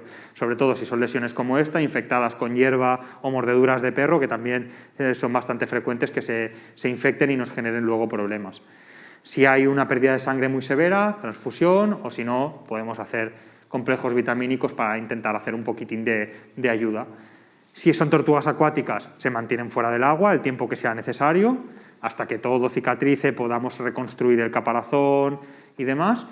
Y normalmente no se suelen dar alimentos, además que normalmente cuando han pasado algo así, no van a comer hasta que ya el animal esté estable, no tenga dolor, entonces no es necesario dar alimentos. No pasa nada, podemos estar, si es necesario, un mes y medio, 2 meses, el tiempo que sea, sin ofrecer comida. Se realizan pruebas complementarias como en cualquier politraumatismo, radiografías, analíticas, se puede hacer urianálisis simplemente para ver la presencia de sangre en orina por daño en el riñón o daño en rotura en la vejiga urinaria. Y el pronóstico, yo siempre les explico a los cuidadores que vienen con este tipo de patologías que el pronóstico, aunque parezca muy aparatosa las lesiones y aunque hayamos perdido casi la mitad o un poco más del caparazón, en general, si no hay lesiones internas y no hay complicaciones en cuanto a sepsis, porque al final vamos a tener los órganos expuestos, el pronóstico es bastante bueno. Siempre que no tengamos roturas hepáticas, hemorragias internas y las posteriores sepsis que suelen aparecer. Esta es la que teníamos en la fotografía anterior, ¿vale? La que os he puesto es una podadora de césped, ¿vale? Que ha seccionado todo el caparazón. Al final lo que hacemos es reparar el caparazón cuando ya han pasado unos días o incluso varias semanas en que has estabilizado el animal, ya has estado con tratamiento antibiótico, has desinfectado las heridas y todo está en orden, incluso a veces empiezan a comer, pues ahí ya empezamos a hacer la reparación del caparazón.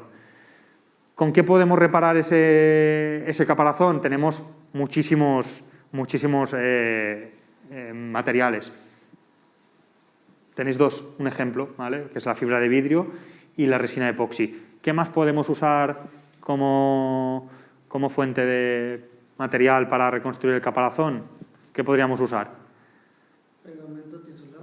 Claro, pegamento tisular, si es un fragmento de caparazón muy grande no vas a poder pegar gran cosa. Si hay una fractura sí que se puede, o una fisura sí que se puede valorar colocar un poco para que esa fisura quede sellada. Normalmente para esto se suelen usar cerclajes, si la fractura es muy extensa, ¿vale? Pero si tenemos un déficit de caparazón, si ha saltado un trozo de caparazón y tenemos que recubrir esa zona, ¿qué materiales podríamos usar? ¿Qué se os ocurre? ¿El caparazón qué es? ¿Queratina? Es hueso. No, la queratina es la capa más externa, ¿vale? Son las placas dérmicas, lo que es queratina. Pero por debajo son placas óseas, lo que estamos perdiendo son placas óseas. Podemos usar cemento óseo. Dime. No. ¿Me decías algo? No, o sea, pero no. Vale. El cemento óseo es otra opción. El cemento dental, el composite, ¿vale? También podemos usarlo. Impresoras 3D. También podemos hacer una prótesis con impresora 3D, que esto ya es ir a un grado más, pero se puede y está descrito y realmente es bonito también poder hacerlo. Y hay otras opciones, que es sin que hagamos una reconstrucción del caparazón, que es lo que se llama una máquina de vacío, ¿vale? Es conectar a la tortuga en una máquina que hace el vacío con un tubito que va sacando secreciones de forma continua, ¿vale? Y al final esto hace que todas las secreciones inflamatorias salgan con más rapidez, con más facilidad y que la cicatrización sea más rápida, ¿vale? Esto es poco viable porque al final requiere tener un animal ingresado durante muchos meses, con lo que el coste económico implica para el propietario. Entonces, esto hay que explicarlo, sí que se puede hacer, no tenemos disponibilidad de estas máquinas en todos lados, pero es una opción. Entonces, lo más práctico y lo que el propietario quiere, la gran mayoría de veces, es que digas, vale, ya tenemos el animal estable, la semana que viene llévatelo a casa, sigue pinchando antibiótico, antiinflamatorio y la semana que viene quedamos, me lo dejas una mañana y por la tarde la vienes a buscar que ya tendrá caparazón. Esto te va a costar 40 euros. Vale, perfecto, pues ya nos vemos la semana que viene. Y por contra, me vas a dejar a la tortuga 2 meses, 3 meses, hospitalizada, el coste que te implica de la hospitalización de 2 meses, da igual, te lo puedes inventar si quieres, ¿vale? Entonces, es poco práctico, pero está descrito y se puede hacer. ¿Y esa semana que está en la reconstrucción solo se tapa con...? Esta semana que está esperando a la reconstrucción, Normalmente lo que hacemos son vendajes húmedos, se pueden hacer con clorhexidina o con apósitos antisépticos, ¿vale? Tipo Askina, por ejemplo, que es la marca comercial que tenemos con apósitos de colágeno y demás, y cada día los vamos cambiando, ¿vale? Para intentar pues, que no se infecten, poder ver cómo está la herida, que no aparezcan hongos en crecimiento en la herida, y vamos cambiando cada día el vendaje. Y ya está. En el momento en que ya la incisión, lo que es la fractura, deja de sangrar, deja de exudar, normalmente ahí ya podemos hacer la reconstrucción, ¿vale? Pero durante esta semana, incluso a veces están en casa y ellos mismos, el propietario mismo hace el vendaje, o a veces les decimos, ven 10 minutos, la traes, le cambiamos vendaje, si hace falta, si el propietario no se ve en casa como para pincharle, la pinchamos nosotros y ya se vuelve a ir a casa. Y normalmente es esto, suele pasar una semanita, 10 días, y no son lesiones muy, muy extensas, hasta poder hacer la reconstrucción. Y luego, pues mira, lo pintamos para que quede más bonito y ya está. ¿Vale?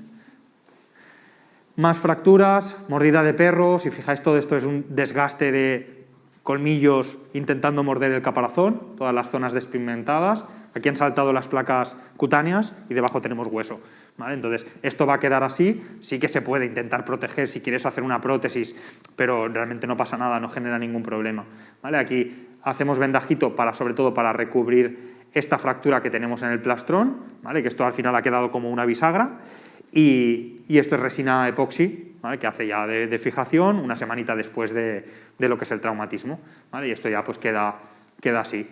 A lo largo del tiempo, todas estas prótesis pueden caer, ¿vale? A veces caen en 1 año, año y medio, 3 años, 4. Normalmente cuando caen, o bien el hueso ya ha cicatrizado, o debajo de la prótesis se ha generado un tejido de granulación de cicatrización que es bastante duro, no es como el caparazón, pero hace función de protección. Ahí podemos decidir si lo dejamos así una vez la prótesis cae o si le ponemos simplemente como protección otra vez para que nos dure 3, 4, 5, 6 años más. Y en algunas las vemos durante muchos años y la prótesis no cae. Pues ahí, se queda ahí y ya está. Cerclajes, ¿vale? Para intentar ajustar lo que son alinear las fracturas. Podemos hacer cerclajes simplemente de alineación y a la vez intentar reconstruir con fibra de vidrio, ¿vale? Con cualquier otra resina y luego retirar ya, una vez ya está seco la prótesis, retirar el cerclaje, ¿vale? Y así ya nos quedan los fragmentos completamente alineados, ¿vale? Que es un poco en este caso lo que veíamos.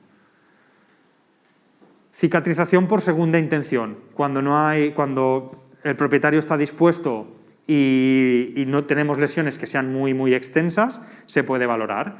Entonces, en este caso, curas, antibiótico con antiséptico, ¿vale? Recubriendo las curas, y al final, en cuestión de meses, acabamos con un tejido de cicatrización que hace función de protección sobre este hígado que veíamos expuesto, ¿vale? Y sin problemas. ¿Cómo es que eso no se infecta? Bueno, no se infecta porque al final, el compañero decía que ¿por qué no se infecta? Al final, cuando tenemos estas lesiones, lo que intentamos sobre el hígado, hay una fascia, una pequeña fascia, un tejido que recubre este hígado. Entonces, si está lesionado, lo que intentamos es suturarlo, ¿vale? Para que esto recubra el hígado. Y sobre este recubrimiento, sobre esta fascia, es cuando ahí empieza a generarse el material, el tejido de cicatrización, ¿vale? Todo este material fibrinoso que aparece al principio, blanquecino o amarillento, y luego poco a poco al final acaba endureciéndose. No se infecta porque al final estamos haciendo vendajes continuamente. Esto está tapado con apósitos antisépticos y con antibiótico de cobertura, que al final podemos estar durante 1 mes, 2 meses con tratamiento de cobertura para que esto no genere una infección. Pero sí, hay un riesgo de sepsis y de que... ¿En la primera foto se aprecia la fascia o esto es... No, aquí no hay nada, ¿vale? Al final, si la fascia se ha lesionado y realmente no tenemos porque se ha lacerado, intentamos recubrir con musculatura incluso, ¿vale? Porque todo esto que vemos aquí es musculatura, intentamos ajustar, hacer algún punto de ajuste entre lo que queda de fascia y la musculatura, ¿vale? Aquí es improvisar totalmente, según la situación que tengas, porque cada situación es diferente. Incluso en algunos casos, si la fractura está en plastrón y ha saltado el plastrón, aquí nos va a tocar hacer una sutura oseocutánea entre la piel que nos queda libre y el fragmento de fractura que queda en esta zona. Entonces nos va a tocar hacer agujeritos en el plastrón coger la piel y suturarla gracias a esos agujeritos. Eso cicatriza al final, esta lesión cicatriza y acaba uniéndose la piel al hueso, que es una sutura óseo-cutánea. Hay que improvisar, en estos casos hay que improvisar. Pasamos a enfermedades reproductivas. Tenemos en los machos prolapsos de pene, sobre todo por un exceso de comportamiento reproductivo, organomegalia, masas compresivas. Esta es la foto que os he puesto antes y ya lo hemos comentado. Y el tratamiento prácticamente siempre, cuando no hay reintroducción del pene, es quirúrgico, hay que amputarlo. Se puede intentar reintroducir si el pene realmente está un poco exteriorizado, pero cuando encontramos prolapsos así, realmente no vas a conseguir reintroducirlo, entonces hay que amputar. Por suerte no hay sistema urinario, no forma parte del sistema urinario, únicamente sistema reproductor, y si amputamos, pues sí, no vamos a poder reproducirnos, pero bueno, vamos a seguir haciendo funciones urinarias normales. En hembras lo que solemos ver de forma más frecuente son distocias preovulatorias, éstasis folicular, es más frecuente en hembras sexualmente maduras, y sobre todo lo que vemos es esto, es que hay desarrollo en los folículos, pero esos folículos acaban frenándose y no pasan a ser huevo, simplemente quedan parados en ese desarrollo folicular. Son animales anoréxicos, siempre en camaleones, sobre todo en el fondo del terrario, no suben a los palos, a las ramas, entonces esto ya nos puede estar haciendo sospechar de que hay algún problema. Las causas, como hemos visto, enfermedad metabólica ósea, la ausencia del lugar donde poner huevos, si no encuentra un lugar correcto donde poner huevos, al final ese estadio reproductivo se va a parar en seco y vamos a tener un éstasis folicular. Y en general estrés de cualquier causa, como si tuviéramos un parto, en un estrés se puede parar el parto y hay que hacer cesárea o hay que ayudar con oxitocina ¿vale? O con cualquier fármaco. Normalmente el diagnóstico lo hacemos con pruebas de imagen, radiografía y ecografía, y el tratamiento prácticamente siempre es quirúrgico. En saurios, sobre todo, lo que os decía antes, no hay estudios hormonales que nos indiquen que la oxitocina haga un buen efecto, ¿vale? En tortugas sí, ¿vale? Pero en saurios no está muy claro. Distocias posovulatorias no obstructivas y obstructivas. En el caso de las no obstructivas, las causas, pues más de lo mismo, mal manejo, estado clínico deficiente del animal, con enfermedades de base subyacentes, de cualquier tipo, ¿vale? Cualquier tipo de enfermedad te puede desembocar en una distocia. No siempre presenta signos clínicos, a veces son un hallazgo de radiografía y esos huevos llevan ahí muchísimos meses. Entonces, si el animal no tiene signos, los podemos controlar o podemos intentar ayudar con fármacos a que estos huevos salgan. Si no salen, ahí tendremos que investigar si estos huevos están en útero o están en otro sitio, ¿vale? Como en vejiga, por ejemplo. Pruebas de imagen y analíticas para ver si hay infecciones asociadas, ¿vale? Esta imagen ya os la he comentado antes, ¿vale? Con estos huevos ya formados, ovoides, con radiopacidad tejido blando. Y el tratamiento en sí, básicamente, es mejorar el ambiente, mejorar dieta, el sustrato y una aclimatación adecuada, un lugar adecuado para que poner los huevos. Al final, si tenemos un sustrato adecuado y un ambiente correcto, muchas veces no es necesario ni hacer nada, ni hacer tratamiento de ningún tipo. Los animales ponen huevos en el lugar adecuado y ya está. Si esto no pasa, podemos ayudarnos por dosis de gluconato cálcico a 100 miligramos kilo se puede repetir cada 6 horas o incluso cada 24 horas. Oxitocina, siempre después, colocarla media horita después del calcio, más o menos, y se pueden usar también otro tipo de hormonas como las prostaglandinas o la arginina vasototocina. Normalmente con lo que estamos más familiarizados son con dosis de gluconato seguida de oxitocina. Se pueden y se recomiendan hacer hasta 3 dosis que pueden estar separadas más o menos en media hora, 3/4. ¿Vale? Si no ponen huevos en ese rato, se puede esperar hasta 24 horas para que todo el protocolo haga efecto. A veces nos encontramos animales que en la primera dosis ya ves que radiográficamente los huevos se están moviendo y están yendo hacia el canal pélvico. Hay tortugas que esperas, haces radiografía a las 6-8 horas y se empieza a mover. Pues las dejamos y muchas veces al día siguiente ya han puesto todos los huevos que habían en útero. Y siempre hay que asegurar la ausencia de alteración, o alteraciones en útero. Si tenemos huevos rotos no vamos a poder poner oxitocina porque el útero se va a romper y hay un riesgo de celomitis. Entonces esto es lo más importante. Y si sospechamos que algún huevo puede estar adherido a la pared del útero, como en aquel huevo que veíamos con calcificaciones alrededor, tampoco es aconsejable utilizar oxitocina porque al final el útero va a prolapsarse o se va a romper.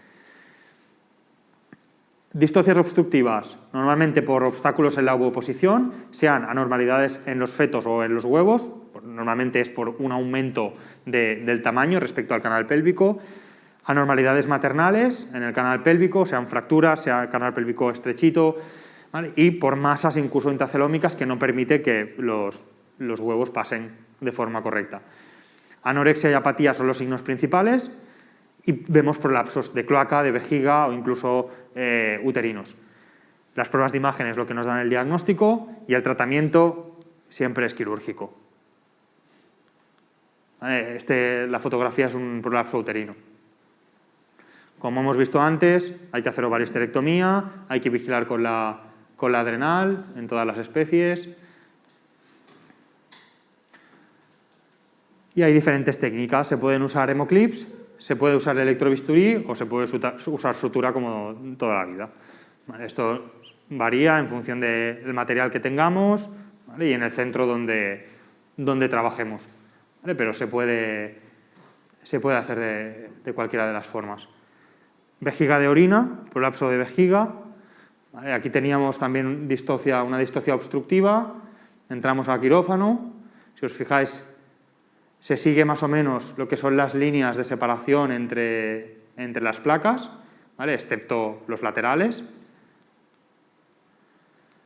Hay que ir comprobando, a medida que vas cortando con sierra el hueso, hay que ir comprobando con una agujita si ya has traspasado todo el hueso o si todavía no te permite entrar la aguja. Si no te permite entrarla, hay que seguir repasando con la sierra. En el momento en que ya notas lugares donde has traspasado todo el hueso, ahí hay que ir con cuidado, ¿vale? Porque a veces nos encontramos que si nos pasamos un poco en esta zona, el hígado está abajo y a veces te encuentras mordidas en el hígado por culpa de la sierra, ¿vale? Hay que vigilar. Intentamos dejar parte de la musculatura abdominal para que siga irrigando el plastrón después de que hagamos la cirugía y venas abdominales, ¿vale? Intentamos evitar, ¿vale? la sección de estas venas.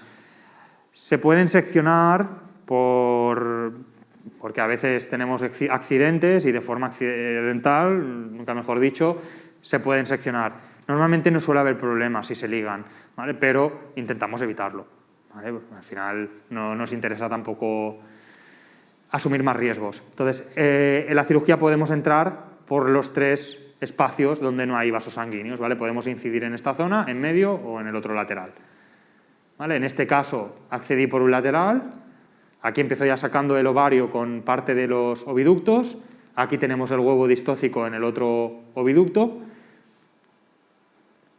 Esto es la vejiga de la orina ya reintroducida y con una zona necrótica. Tuvimos que hacer también cistectomía, ¿vale? y suturar también parte de la vejiga. Y uno de los huevos estaba en una parte de vejiga. Entonces se extraen los huevos, se extrae útero y ovarios y luego se sutura de nuevo, ¿vale? la fascia para que nos genere realmente nos haga función de protección y todo el tejido de cicatrización vaya poco a poco generándose debajo. Lo dejamos unos días con vendaje, con apósitos, para que todo el líquido inflamatorio vaya saliendo por lo que es la incisión, la ventana que hemos hecho, y en unos días se puede sellar, ¿vale? Estos son los huevos extraídos. Si os fijáis, ácido úrico sobre el huevo, que este es el que estaba en vejiga, y estos son los que tenemos todavía dentro de uno de los oviductos, ¿vale? Y el material necrótico de lo que es la vejiga de la orina. Otros casos y situaciones frecuentes que nos podemos encontrar: deformaciones del pico y las uñas, por dietas hiperproteicas, sobre todo por enfermedad hepática. Creo que Jaume seguramente os comentaría sobre crecimientos del pico también en aves, por problemas hepáticos, pues en ellos ocurre lo mismo. Al final es un metabolismo anormal de las proteínas, al final acaba sobrecreciendo el pico y las uñas. Deformidades también del pico y las uñas por enfermedad metabólica ósea y en general por mal manejo. Otras situaciones, deformidades del caparazón, las hemos ido viendo durante todas las charlas. El piramidismo, hay muchos estudios sobre el piramidismo. Uno te dice que una dieta rica en proteínas acelera el crecimiento y crece más tejido blando que el caparazón y acaba creciendo en forma piramidal. Hay otros estudios que te indican que una falta de humedad también genera piramidismo, y el último estudio que hay es el que nos dice que una temperatura elevada por la noche, sin que haya un gradiente de temperaturas entre día y noche, está relacionado con piramidismo, ¿vale? O sea que hacerle caso a lo que os parezca mejor o a las tres cosas, ¿vale? Pero cada vez seguramente irán apareciendo más cosas. ¿Vale? Traumatismos y otros problemas, como en el caso de esta traquemis. Esta traquemis se escapó antes de que se encontrara, se escapó unos 6 meses antes. Esto era un criador y un mayorista de peces que también vendía reptiles. Se escapó del acuario donde estaba, la tortuga era así y se quedó en una tubería y los peces muertos que tenían de las peceras iban cayendo por la tubería y se iba alimentando de los peces que caían en la tubería. Y la tubería estaba completamente aprisionando a medida que el animal iba creciendo, como quedó encajado en la tubería, pues el animal iba creciendo por un lado y por el otro. Al final la encontraron y quedó así. ¿Vale? Pero esto son anécdotas y son cosas que también nos podemos encontrar, cosas así en consulta. Y errores durante la incubación, por oscilaciones de temperatura durante la incubación, también puede generar deformaciones a nivel de caparazón. Os paso 4 casos clínicos para que los veáis. Camaleón del Yemen, Camaleo calitratu, de 5 meses, macho no castrado, y el motivo de consulta es hiporexia y exoftalmos del ojo derecho. Lo han tratado en su veterinario con trimetoprim sulfa a 20 miligramos kilo, pero no mejora. Entonces viene para una segunda opinión y valorar un poco qué es lo que está pasando en ese ojo. Al examen físico general vemos material purulento en cavidad oral y en coanas, y el examen oftalmológico, el ojo izquierdo es normal y el derecho presenta exoftalmo, secreción purulenta, y en el fondo del ojo y la presión intraocular no es valorable porque al final lo que es la parte del ojo que podemos ver en un camaleón es 2 milímetros. ¿Vale? Al final con un tono pen o un tono bet no vamos a poder vamos a medir la presión de todo el ojo entero. ¿Vale? Entonces no se puede, no es valorable. ¿Qué os plantearíais que podría estar pasando en este ojo? Tenemos accesos, podemos tener un acceso retrobulbar, por ejemplo, podemos tener un cuerpo extraño, que aunque la abertura del ojo sea pequeña, si ha entrado pues, un trocito de una hierba o un trocito de heno, o sea, pues puede ser que haya generado una infección. Una celulitis orbitaria, por ejemplo, también podríamos tener, ¿vale? Como si fuera cualquier otro paciente, sea mamífero o sea reptil. Neoplasias, ¿vale? Correcto. Accesos retrobulbares, sean infecciosos, bacterianos, fúngicos, parasitarios, cuerpos extraños, celulitis orbitarias, fracturas de la órbita, neoplasias, ¿vale? Y hematomas también orbitarios después de un traumatismo. A veces nos encontramos camaleones que están por el terrario y los palos están mal fijados y se cae un palo encima, ¿vale? Pues también puede pasar. ¿Una estomatitis por la secreción bucal? Sí, son infecciones asociadas, sí, ¿vale? Procesos estomatitis respiratorios y oculorrespiratorios va todo asociado al final y puede ascender por el conducto, que tengas una conjuntivitis, que ascienda las bacterias por el conducto nasolacrimal y al final acabes también con accesos retrobulbares. Esto puede pasar. ¿Vale? Y a veces encontramos pues, parásitos también detrás del ojo, aquí es subcutáneo, ¿vale? Pero para que veáis que pueden aparecer parásitos en todas partes. En este caso hacemos una radiografía y hacemos analíticas. En las analíticas vemos leucocitosis heterofílica y aquí tenemos los osículos esclerales de este ojo afectado. Si veis aquí, los osículos del ojo sano están aquí. Bueno, aquí tenemos algo que está generando un efecto masa en el ojo que nos está desplazando hacia caudal este ojo.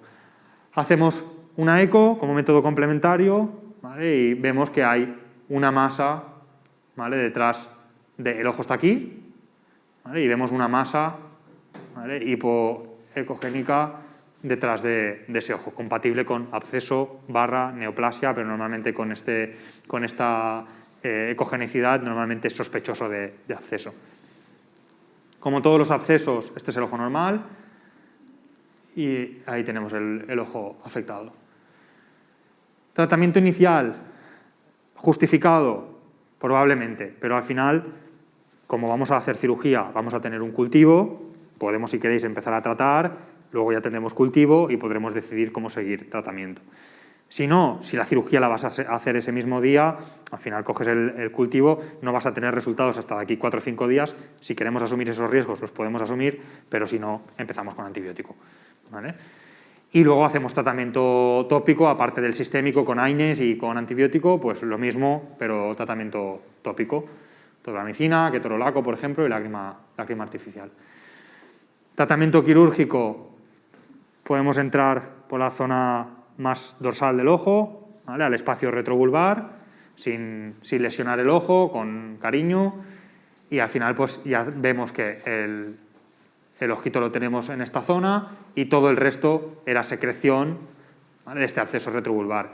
Hacemos limpiezas, flushings, ¿vale? Bastante abundantes y al final podemos incluso instilar un poco de antibiótico también de forma tópica dentro. Incluso como lo vamos a dejar abierto, porque es un absceso y no lo podemos cerrar porque si no se va a volver a llenar, incluso los mismos colirios que usamos a nivel ocular los podemos usar en la incisión, ¿vale? Para que entren en la herida. Y al final tenemos cultivo con unas pseudomonas fluorescens. ¿Vale? El diagnóstico es un absceso retrovulvar asociado a pseudomonas. Las infecciones bacterianas pueden venir de conjuntiva, pueden ascender, como hablábamos, por conducto nasolacrimal si tenemos alguna enfermedad a nivel nasal o a nivel bucal, estomatitis, podemos tener un cuerpo extraño o podemos tener hipovitaminosis A asociada a estos problemas oculares. El caso número 2 de esta tortuga llamada Debbie. Es una tortuga leopardo, un Stymochelys pardalis, hembra no castrada de 8 años, igual, ojo hinchado, ¿vale? Tiene un ojo hinchado de un mes de evolución y su veterinario le ha pinchado vitaminas. Vale, perfecto. Valoramos el ojo y el examen físico del animal. Tiene un peso bajo, además de lo que es esta masa, esta inflamación a nivel del ojo, tiene secreción nasal y tiene placas orales. El ojo derecho hay conjuntivitis y en el ojo izquierdo hay un exoftalmos y también con conjuntivitis asociada. Diagnóstico diferencial, más probable. Hipovitaminosis A, ¿vale? ¿Qué más? Tenemos secreción nasal, tenemos conjuntivitis bilateral y el absceso. ¿Infeccioso? ¿De qué carácter? Estomatitis podría ser, ¿vale? Ya sabemos que tenemos placas orales, o sea que hay una estomatitis asociada. ¿Bacteriano? ¿Qué bacteria podríamos tener siendo una tortuga terrestre? ¿Y que debemos hacer PCRs para testearla? Micoplasma, ¿vale? Virus que nos acordemos que pueden generar problemas respiratorios orales. Herpes virus. ¿Os acordáis de alguno más? Picornavirus, ¿vale? Que es el otro. Entonces todo esto hay que investigarlo, ¿vale? Tenemos muchos más, ¿vale? Pero los más frecuentes son estos. Y si tenemos que economizar en esos propietarios que no nos dejan hacer nada, le diremos, vamos a hacer un perfil pequeñito de PCRs que nos va a mirar 3 cosas: micoplasma, herpesvirus y picornavirus. Incluso si tenemos que economizar más, haremos micoplasma y herpesvirus, porque picornavirus no es tan frecuente, ¿vale? Pero hay que jugar con los propietarios porque si no, no nos dejan hacer gran cosa. Diagnóstico diferencial, exoftalmos unilateral. Lo he hablado anteriormente, absceso retrovulvar, infeccioso bacteriano, fúngico, parasitario, cuerpo extraño, celulitis, fractura, neoplasia, hematoma, que esto es lo mismo que el caso anterior. Y para la conjuntivitis, blefaritis, bacterianos, micoplasma, vírico, herpesvirus, ranavirus y picornavirus. ¿Vale? Los tenemos presentes y también hay otras infecciones comunes, como pueden ser las fúngicas o las parasitarias. Y todo esto hay que empezar a tratar todo este problema, sobre todo tratamiento inicial al final, del tema de los abscesos, de la rinitis, de la conjuntivitis, la empezamos a tratar de forma empírica inicialmente, hacemos cirugía y una vez hecha la cirugía intentamos hacer tratamiento tópico, igual que hemos comentado antes. En este caso, como ya habíamos empezado con ofloxacino, pues podemos seguir con ofloxacino y decidimos que cicatrice por segunda intención porque es un absceso y no se puede cerrar. La citología de la cápsula tiene bacilos gram negativos y al final lo que vemos en el cultivo son pseudomonas aeruginosa. Importancia de las enfermedades emergentes, hay que tenerlas presentes siempre, ¿vale? No solo ese micoplasma, que ya no es tan emergente porque hace muchísimos años que lo tenemos en las tortugas terrestres, pero sí los ranavirus y los picornavirus, que son relativamente nuevos, y ya por no hablar de otros virus como adenovirus y paramyxovirus, ¿vale? Todo el tema vírico hay que tenerlo siempre en cuenta. Si fuera parasitario en la secreción se podría diagnosticar. Si fuera parasitario en la secreción se podría diagnosticar. Depende de lo que hagas con la secreción. En la secreción puedes mandarla a hacer tinciones especiales y sospechas de algo. Incluso, en algunos casos, puedes coger una pequeña biopsia de la cápsula. Eso es lo que te va a dar más información. Porque si tienes, por ejemplo, si es parasitario, por ejemplo, puedes tener incluso hasta criptosporidios, ¿vale? Se coge, se envía a biopsia y se puede hacer PCR también, ¿vale? Al final, con la secreción a simple vista, con un coprológico directo no creo que veas gran cosa, ¿vale? Con tinciones especiales sí que puedes verlo, ¿vale? Pero es más útil hacer PCR si sospechas de algo en concreto o histopatología, que es lo más fácil. Y ya está. Hasta aquí. ¿Alguna pregunta? ¿Algo que queráis comentar de las enfermedades? Hay muchísimas más enfermedades, he intentado reducir un poco y ya es bastante extenso y es mucha información y es muy repetitivo porque al final la gran mayoría de enfermedades se generan por los mismos problemas, que básicamente es por desconocimiento de manejos y dieta, ¿vale? Pero he intentado un poco reducirlo para que en estas horas os pudiese quedar más o menos 4 pinceladas de lo básico. ¿Veis algo en esta foto?